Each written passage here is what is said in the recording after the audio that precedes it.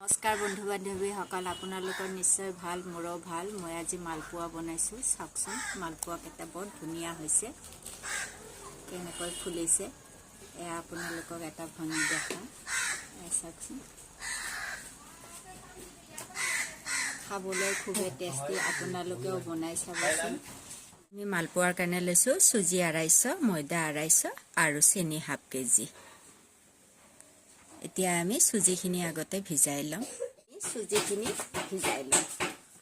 চুজিখিনি দেখুৱা।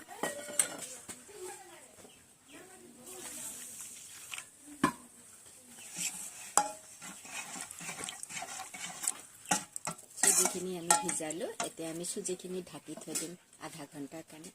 আমি চুজিখিনিৰ লগত চেনিখিনি মিলাই দিম। মিলাই ইয়াত গলাই থাকিব লাগিব।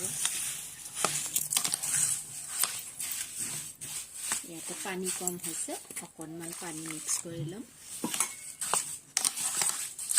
পানীখিনি মিক্স কৰি চেনিখিনি গলি যোৱালৈকে আমি লৰাই থাকিম। চেনিখিনি গলি গ'ল।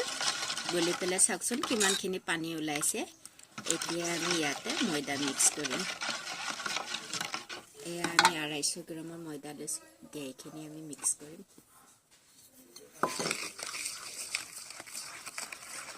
হৈ গ'ল মিক্স।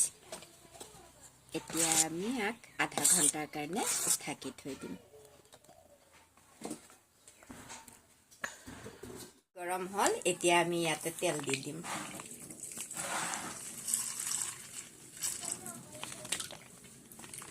এয়া তেল দিলোঁ। এতিয়া তেলখিনি গৰম হোৱাৰ কাৰণে অকণ সময় ৰখি আগত লৈ ল'লোঁ। এতিয়া আমি তেলত দিম।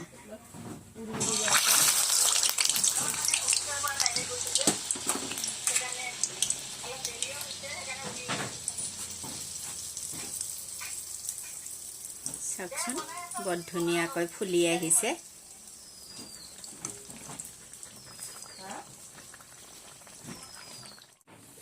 এয়া চাওকচোন, পিঠাটো বৰ ধুনীয়াকৈ ফুলিছে।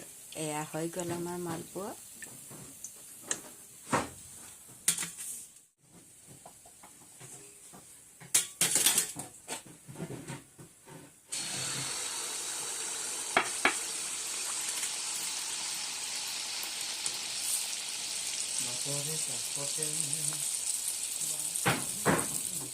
চাওক, আমাৰ ইমানখিনি পিঠা হৈছে। পিঠাখিনি দেখিবলৈ বৰ ধুনীয়া হৈছে।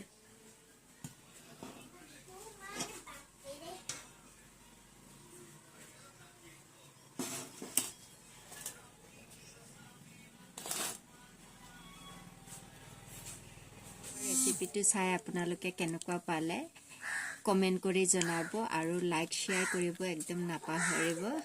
আজিলৈ ইয়াতে সামৰিলোঁ। ধন্যবাদ।